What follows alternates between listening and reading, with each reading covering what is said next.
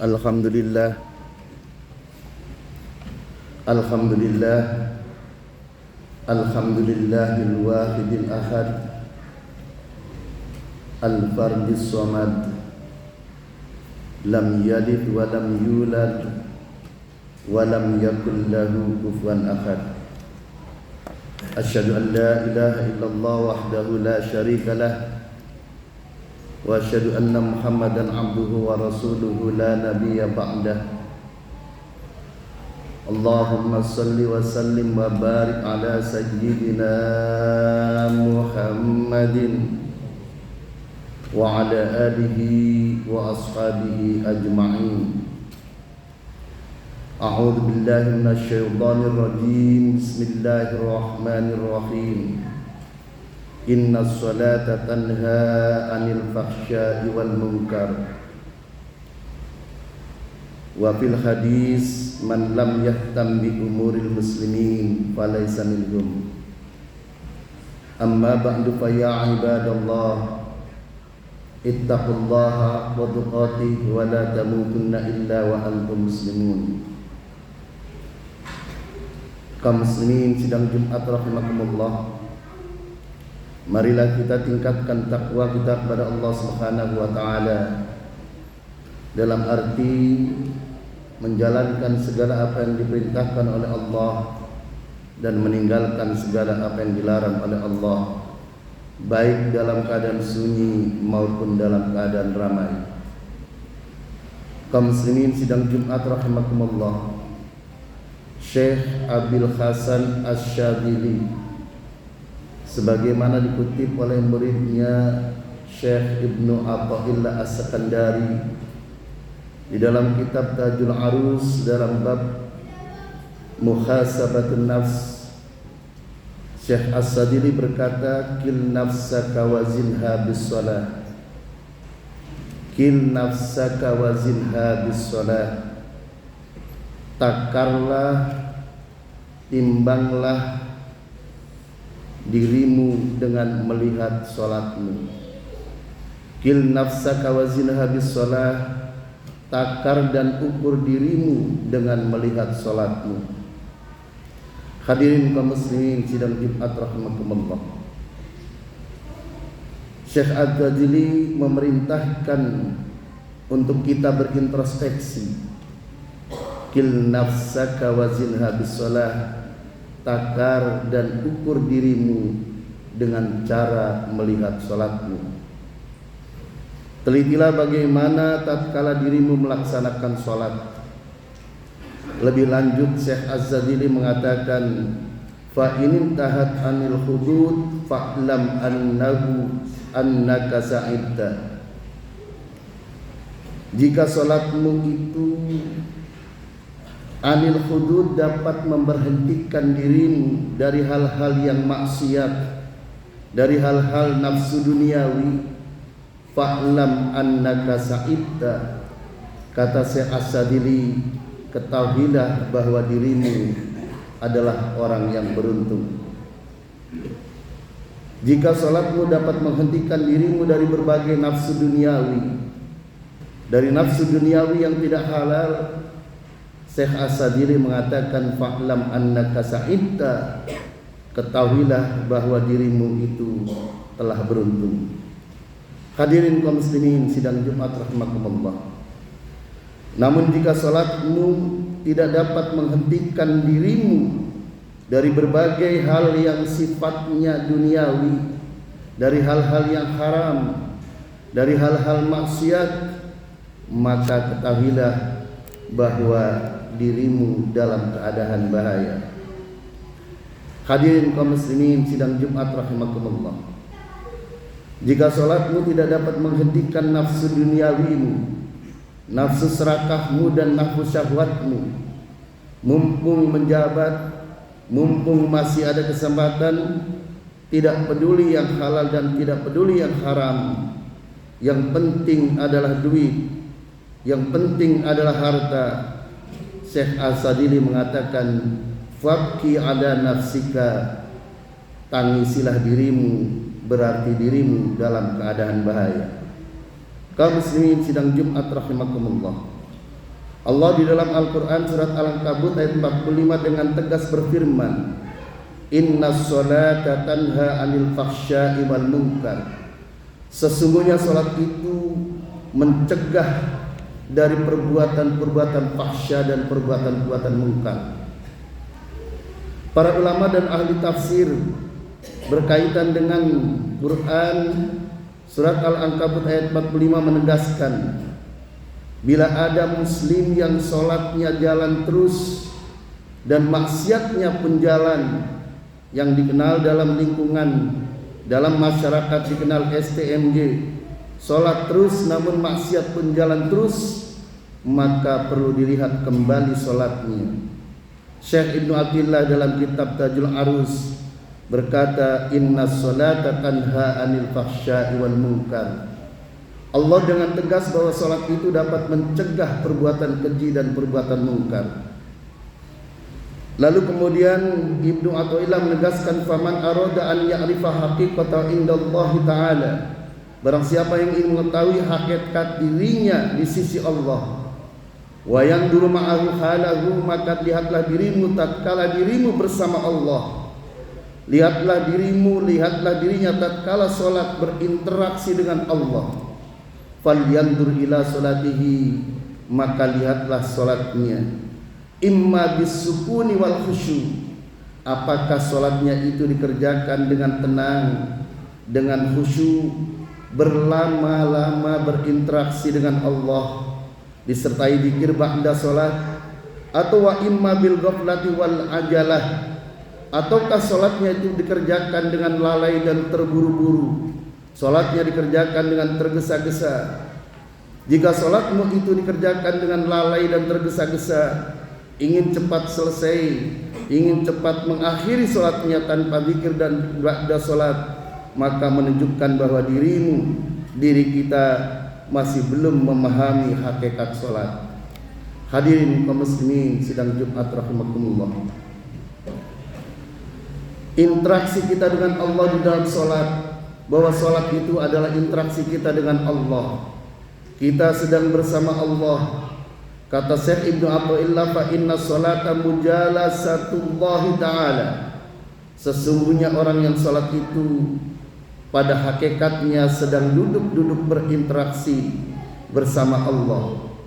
Sehingga tatkala kita salat dengan tenang, tatkala kita salat dengan khusyuk, berlama-lama berinteraksi dengan Allah, dan menunjukkan bahwa kita itu adalah cinta kepada Allah, maka tatkala engkau duduk berinteraksi dengan Allah, lam yahsul laka syai'un, tidak menghasilkan apapun bagimu. Salatmu tidak menghentikan dirimu dari perbuatan maksiatmu. Dan ladzalika ala maradin fika, kata Ibnu Attillah, dan ladzalika ala maradin fika, hal ini menunjukkan ada yang tidak beres dengan salatmu. Wa huwa imma kibrun au ujbun au adamun adab. Bisa jadi dirimu dalam keadaan sombong, ataupun dirimu dalam keadaan membanggakan diri, ataupun adamun adab karena ketiadaannya etika. Kaum muslimin sidang Jumat rahimakumullah. Bagi orang yang salatnya tergesa-gesa dan ditambah tanpa zikir ba'da salat, farubba salatin la tasluhu lil qabul. Berapa banyak orang yang salat tapi tidak pantas untuk diterima salatnya oleh Allah.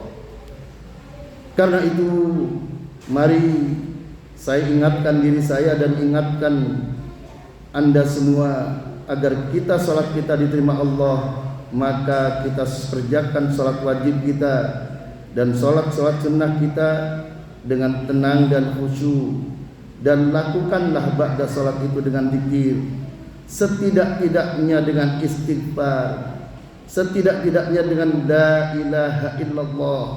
Sebagaimana sabda Nabi Muhammad sallallahu alaihi wasallam, kana Nabi sallallahu alaihi wasallam idza shalla istaghfarallahu 3 marrat. Apabila Nabi telah selesai salat, maka Nabi beristighfar 3 kali memohon ampun kepada Allah. Hadirin kaum muslimin sidang Jumat rahimakumullah. Karena itu mari kita introspeksi diri kita, koreksi diri kita masing-masing.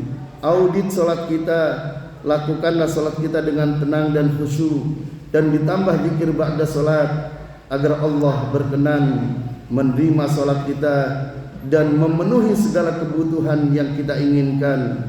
Hadirin kaum muslimin sidang Jumat rahimakumullah. Pada bagian akhir dari khutbah ini mari kita renungkan hadis riwayat Tirmidzi dari sahabat Barzah bin Ubaid al-Aslami. Pada hari kiamat nanti tidak akan bergeser kaki seorang hamba.